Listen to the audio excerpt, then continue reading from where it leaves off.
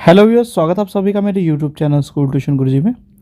बच्चों, previous classes में हमने चैप्टर के कुछ बेसिक चीज़ों को पढ़ा था। यानी chapter 1 matter in our surrounding में हमने मैटर के बारे में पढ़ा, फिजिकल जो नेचर है उसका मैटर का उसे पढ़ा, और कैरेक्टरिस्टिक के बारे में पढ़ा, और फिर हमने किए थे बच्चों उससे रिलेटेड क्वेश्चन आंसर। तो चलिए बच्चों, आज आगे बढ़ते हैं और देखते हैं कि आज की क्लास में आपके लिए क्या खास है। तो चलिए बच्चों, शुरू करते हैं आज की क्लास। तो बच्चों, आज हम पढ़ने वाले हैं स्टेट्स ऑफ मैटर। यानी कि आज एक स्टेप आगे बढ़ते हुए हम पढ़ने वाले हैं स्टेट्स ऑफ मैटर के बारे में। तो as we all know, we look around, we observe that there are different states of matter और different types of matter we look around. Basically we can say that matter around us exists in three different states: solid, liquid and gas। यानी तीन basic states में हमें देखने को मिलता है, solid, liquid और गैस में। अब जो ये मैटर अराइज होती हैं मैटर, और बच्चों जब हम बात करते हैं थ्री स्टेट्स ऑफ मैटर की, तो three states of matter was just arise due to the variation in characteristic of particles of matter. यानी कैरेक्टरिस्टिक पार्टिकल्स ऑफ मैटर में डिफरेंस होता है, इसी वजह से हमें सॉलिड, लिक्विड और गैस ये तीन स्टेट ऑफ मैटर देखने को मिलते हैं बच्चों। अब बात कर लेते हैं बच्चों सबसे पहले आपकी द सॉलिड स्टेट की, यानी सॉलिड स्टेट ऑफ मैटर की बात कर लेते हैं।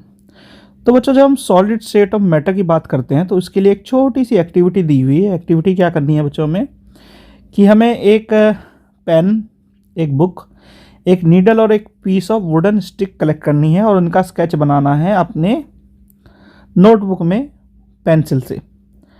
तो हम क्या देखेंगे बच्चों कि दे हैव डेफिनेट शेप और फिक्स्ड वॉल्यूम, ये आपको देखने को मिलेगा।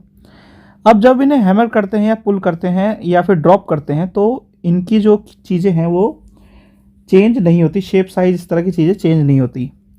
तो इससे हमें ये पता चलता है कि कंप्रेस भी नहीं हो रही हैं। ठीक है बच्चों। तो पूरे अबव के अगर एग्जांपल्स को हम देखें बच्चों, तो all of the above examples are of solid and here we observe that they have a definite shape, distinct boundaries and a fixed volume, and also that they have negligible compressibility. यानी ऊपर हमने क्या देखा बच्चों, इनका definite shape है, distinct boundary है, ठीक है बच्चों, फिक्स्ड वॉल्यूम है और निग्लिजिबली कंप्रेसिबल है। तो और solids have a tendency to maintain their shape when subjected to outside force. यानी अगर हम उस पर आउटसाइड कोई फोर्स लगाएं तो सॉलिड की टेंडेंसी होती है कि वो अपना शेप को मेंटेन रखता है। एंड सॉलिड्स में break under pressure but it is difficult to change their shape, so they are rigid also. यानी कि सॉलिड पे अगर ज़्यादा फोर्स लगाई जाए तो वो टूट जरूर सकते हैं लेकिन अपने शेप को चेंज नहीं करते, सो दे आर रिजिड। अच्छा, इसका एक एग्जांपल आप ध्यान दिया होगा आपने, चौक को अगर हम ज़्यादा प्रेस करें तो टूट जाती है लेकिन अपने शेप को चेंज नहीं करती। ठीक है बच्चों। फिर अगर आप देखें रबड़ बैंड को, अगर आप स्ट्रेच करेंगे रबड़ बैंड को तो क्या होगा कि वो रबड़ बैंड खिंच तो जाएगी लेकिन कुछ टाइम बाद वापस से अपने शेप को रीगेन कर लेगी। फिर उसके बाद अगर हम बात करें शुगर और सॉल्ट की, अगर हम डिफरेंट कंटेनर में भी इसे रखें तो भी इनका एक फिक्स्ड शेप, साइज और वॉल्यूम होता है।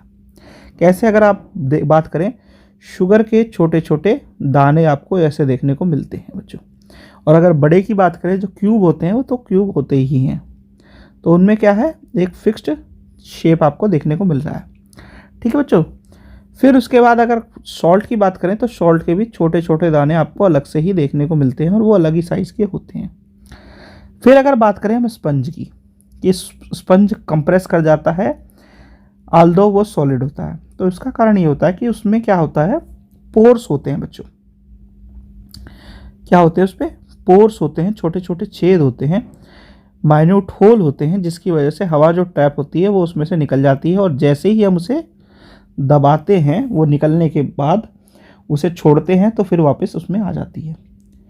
तो we can say that the solids have क्या बच्चों, the solids have definite shape, distinct boundaries and fixed volume and negligibly compressible. ये किसकी प्रॉपर्टीज होगी बच्चों?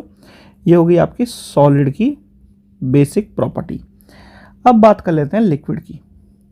तो जब हम लिक्विड की बात करते हैं बच्चों, तो उसके लिए भी एक एक्टिविटी कर लेते हैं। एक्टिविटी करेंगे हम कि हमने water, cooking oil, milk, juice और कोल्ड ड्रिंक लिया और इन्हें डिफरेंट शेप के 50 ml के बीकर में हमने डाल दिया मेजरिंग सिलेंडर से मेजर करके।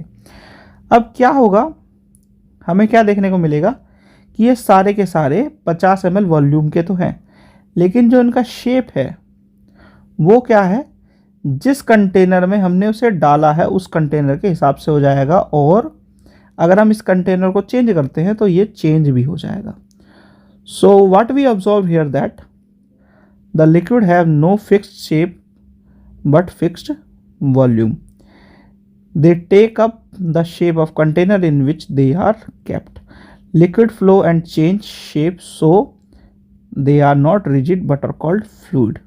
यानी कि इसमें क्या है, इसमें प्रॉपर्टी है रिजिडिटी की, ये इसे बोलते हैं फ्लूइड, क्योंकि ये फ्लो करके अपना शेप चेंज कर लेते हैं बच्चों। अब इसमें एक आपको एक्टिविटी दी है 1.4 और 1.5। जो एक्टिविटी थी हमने पोटेशियम परमैंगनेट के साथ की थी, और एक में आपने कोल्ड और हॉट वाटर में पोटेशियम परमैंगनेट को रखा था, उसके की थी। तो उसमें क्या बताया गया था कि we saw that solid and liquid can diffuse into liquid, and here we also observe that gases from the atmosphere diffuse and dissolve in water. इसका एक बेसिक एग्जाम्पल है बच्चों, the gases such as oxygen and carbon dioxide are essential for the survival of aquatic plants and animal. और ये क्या करते हैं, aquatic plants और एनिमल लिक्विड फॉर्म में इनटेक करते हैं वाटर से एक्वेटिक क्रिएचर्स जो होते हैं, ताकि वो आसानी से जी सके। तो thus we can conclude that solid, liquid and gases can diffuse into liquid, and the rate of diffusion of liquid is higher than that of solid. यानी जो लिक्विड का रेट ऑफ डिफ्यूजन है वो सॉलिड से ज़्यादा है। अब ऐसा क्यों होता है बच्चों? ऐसा इसलिए होता है, this is due to the fact that liquid state particles move freely and have greater space between them as compare to solid state. अब बात कर लेते हैं बच्चों गैसियस स्टेट की। तो गैसियस स्टेट की जब हम बात करते हैं तो एक एग्जाम्पल आपने कॉमनली देखा होगा कि एक जो सिलेंडर रखता है बैलून वाला, वो एक सिलेंडर से ही कई सारे बैलून्स को भर लेता है। तो ऐसा होता किस लिए बच्चों? इसके लिए एक छोटी सी एक्टिविटी दी हुई है। एक्टिविटी क्या कहती है कि आपको 300 ml की सिरिंज लेनी है और उन पे रबर कॉर्क लगा देनी है, यानी रबर से उसके जो नोजल है उसे बंद कर देना है। इस तरह रबर कॉर्क लगा के उसे बंद कर देना है। अब तीनों जो सिरिंज है उसके पिस्टन को रिमूव करके आपको एक को एज इट इज छोड़ देना, यानी उसमें एयर छोड़ देनी है, दूसरे में आपको कुछ लिक्विड छोड़ देना है, और तीसरे में आपको चॉक पाउडर या सॉलिड छोड़ देना है। तो इससे क्या होगा, आपको तीनों स्टेट ऑफ मैटर मिल जाएंगे। अब करना क्या है, इसे वापस सिरिंज को लगाना है आपको। थोड़ी सी वैसलीन लगा करके लगाएंगे जब आप, तो आपको करने की कोशिश करनी है कंप्रेस।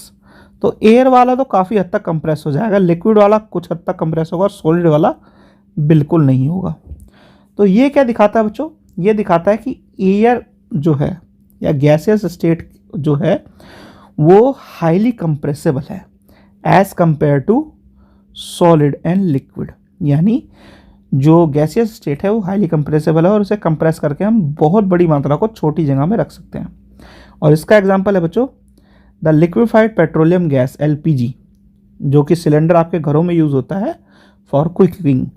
फिर है ऑक्सीजन, जो कि सप्लाई होती है हॉस्पिटल में, जो कि आपने देखी भी होगी, वो भी कंप्रेस्ड फॉर्म में ही रहती है, लिक्विड फॉर्म में रहती है।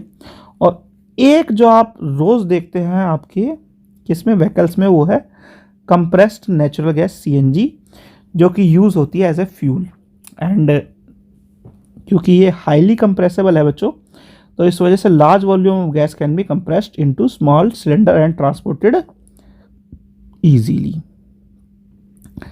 अब एक चीज़ आती है कि जब आप खाना कोई बना रहे हो बच्चों, तो आपकी जो नाक है उसमें बहुत सारी खुशबू आती है। ऐसा किस लिए होता है? ऐसा होता है एरोमा ऑफ फूड मिक्स हो जाता है पार्टिकल्स ऑफ एयर के कारण, जो कि स्प्रेड हो जाते हैं किचन में और हमारी नाक तक पहुंचते हैं। अब ये किस लिए होता है बच्चों कि जो हॉट कुक्ड फूड है उसके कंपैरिजन में जब हम कंपेयर करते हैं तो ऐसा इसलिए होता है बच्चों कि कंपेरिज जब हम करते हैं हॉट कुक्ड फूड को और जो आपका कोल्ड फूड है, उसमें जो पार्टिकल्स का मूवमेंट है वो काफ़ी तेज़ी से हो रहा होता है हॉट फूड में इन कंपैरिजन टू जो आपका कोल्ड फूड है। तो ये क्या करता है बच्चों, हमें rate of diffusion of solid और लिक्विड की तरफ इशारा करता है। और due to the high speed of particles and large space between the gases this property was shows and had diffusing very fast into gases, यानी डिफ्यूजन का rate है वो जो गैसेज में है वो सबसे आपका फास्ट हो जाएगा।